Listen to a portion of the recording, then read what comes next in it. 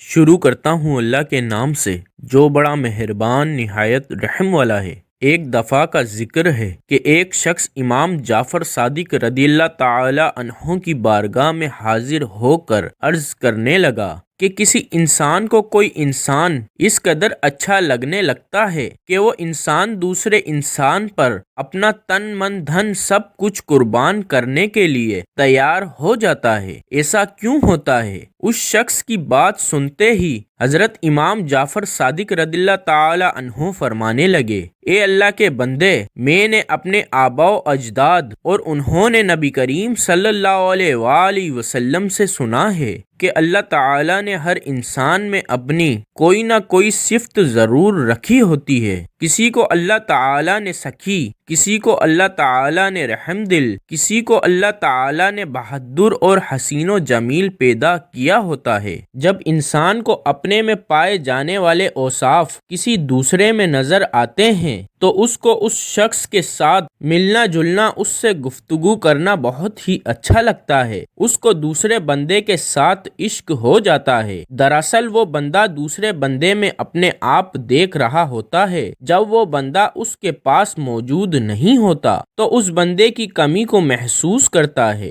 وہ بندہ اس بندے سے کبھی بھی دور نہیں جانا چاہتا ہے۔ اسی احساس کو عشق کا نام دیا گیا ہے۔ یہی وجہ ہے کہ کوئی اللہ تعالیٰ کی بنائی ہوئی چیز سے عشق کرتا ہے تو کوئی اللہ تعالیٰ سے عشق لگا لیتا ہے۔ عشق کو دو نام دیے گئے ہیں، عشق حقیقی اور عشق مجازی۔ خدا باری تعالیٰ سے دعا ہے کہ اللہ تعالیٰ ہم سب کو عشق حقیقی کی توفیق عطا فرمائے، آمین۔